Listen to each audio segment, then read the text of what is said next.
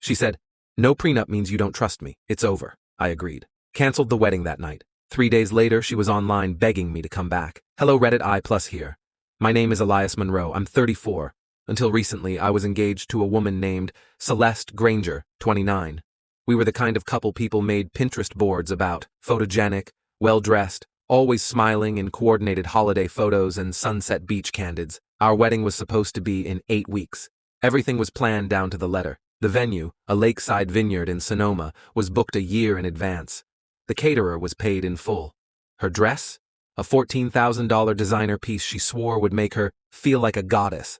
I'd dropped more money on that gown than I did on my first car. On the surface, our life looked perfect. We had matching monogram towels, his and her espresso cups, and a place in a Manhattan high-rise with views of Central Park. The kind of existence that made strangers on Instagram say, #couple-goals. But beneath the filtered perfection, there were cracks I hadn't seen, or maybe just chose not to see. I own a small but thriving software development company. I started it in my 20s, back when I lived in a studio apartment above a laundromat, and survived on instant noodles and gas station coffee. The early days were brutal. No investors, no safety net, just me, a battered laptop, and a dream. Now I employ 15 people. We're not Google, but we're respected in our niche, and we turn a solid profit. My company is my legacy, my blood, my risk, my sleepless nights.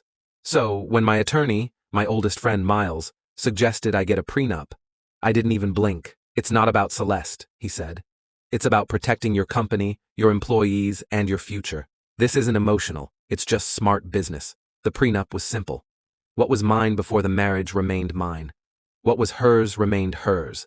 Anything we built together after we said "I do" would be split evenly, no questions asked.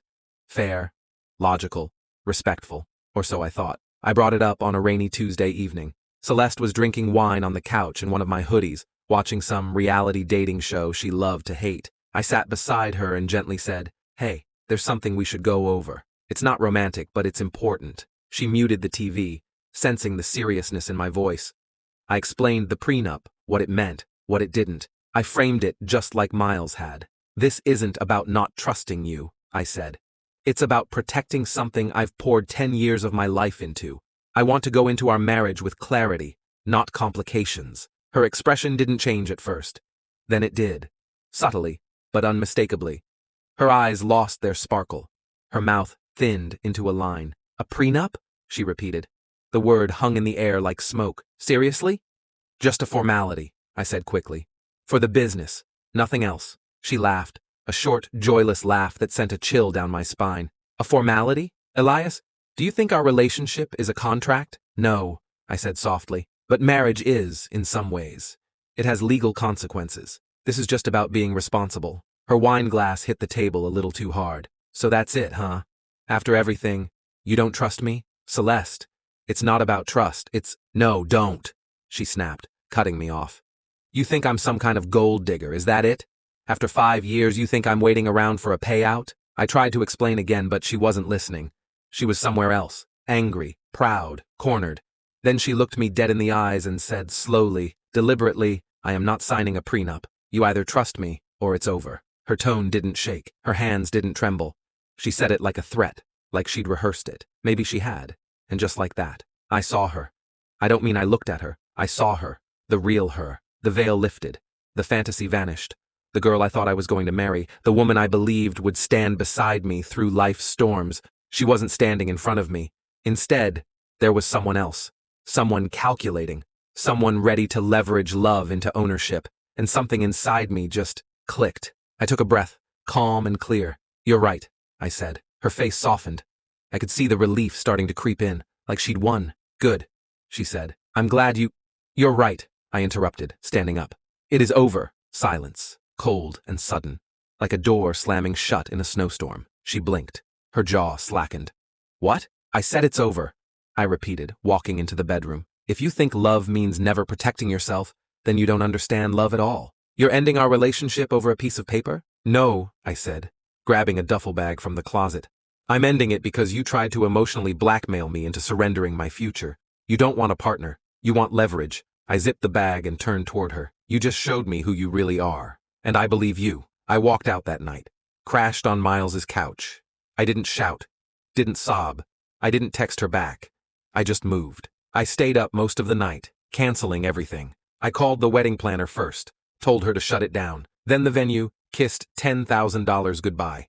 The caterer was another $6,000 lost. Flowers, band, photographer, canceled with cold efficiency. My fingers moved on autopilot, each call another nail in the coffin of the life I thought we were building. It hurt, but not as much as staying would have. Celeste blew up my phone the next day, and the next. First, angry texts, accusing me of being heartless, paranoid. Then came the guilt trips, the memories, the photos, the "I can't believe you would do this." But by day 3, everything shifted. She posted a photo of us on her Instagram with a caption that read like a eulogy. Love isn't about contracts. It's about trust.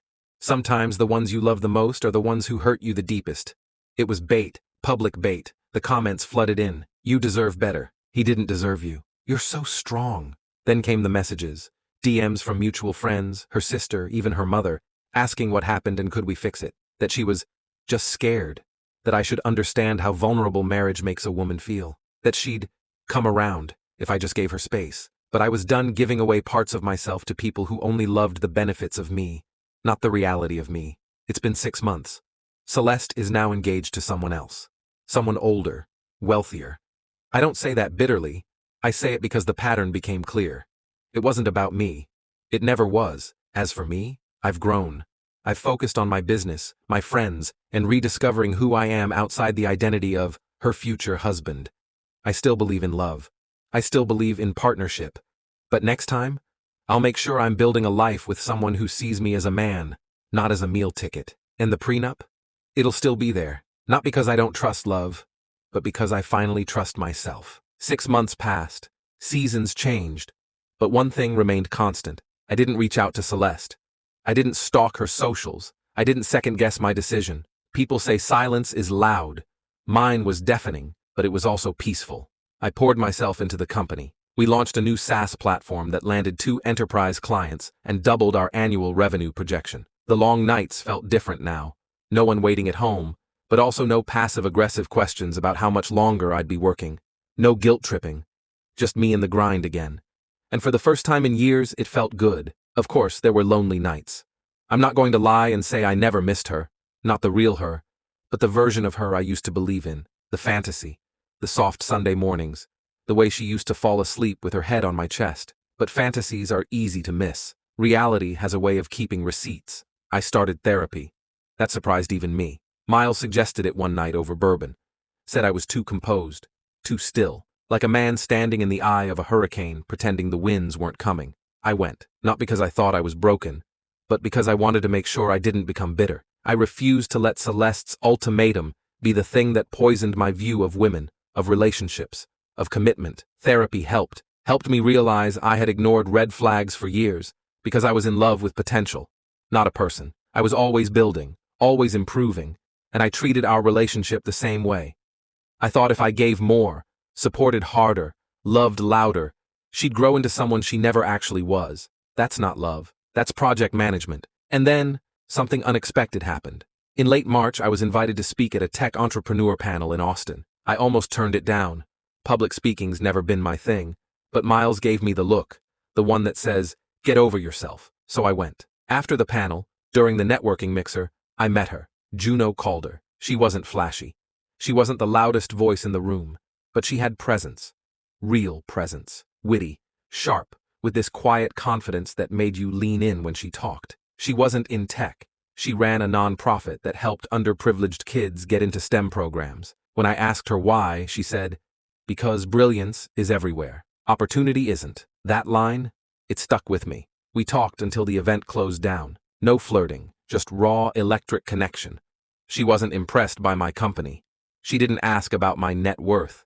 She asked what I believed in, what kept me up at night, what scared me the most. I told her I once thought being alone scared me. Now, I was scared of losing myself in someone again. She just nodded and said, good, that means you won't. We kept in touch. Nothing fast, no whirlwind romance, just consistency, respect, curiosity, no games, no unspoken ultimatums. And slowly, I started to feel something I hadn't felt in a long time. Safe. 3 months after we met, I told her about Celeste, about the prenup, About the night I walked away from a picture-perfect life because I finally saw it for what it was. She didn't interrupt. She didn't judge. When I was done, she just said, "Good. You chose yourself. Most people don't." That night, she didn't stay over. No dramatic kiss, no movie script moment. Just a hug that lasted a little longer than usual, and a text a few minutes later. "When you're ready to build something real, I'm here." And I realized this is what I'd been missing. Not perfection, not intensity, integrity. It's been almost a year now since I left Celeste. She's married, from what I hear. Her new husband is some hedge fund guy in Tribeca. Good luck to him. Me? I'm still dating Juno, slowly, intentionally. No illusions, no facades, and when the time comes, if it comes, I'll ask her to marry me. But not because I need someone to fill a void or complete a fantasy. I'll ask her because she knows me, the flawed, driven, sometimes too serious ramen-eating guy who built something from nothing and refused to sell his soul for love. And this time, there won't be an ultimatum. Just two people, two signatures, and maybe, just maybe, a life actually worth building together.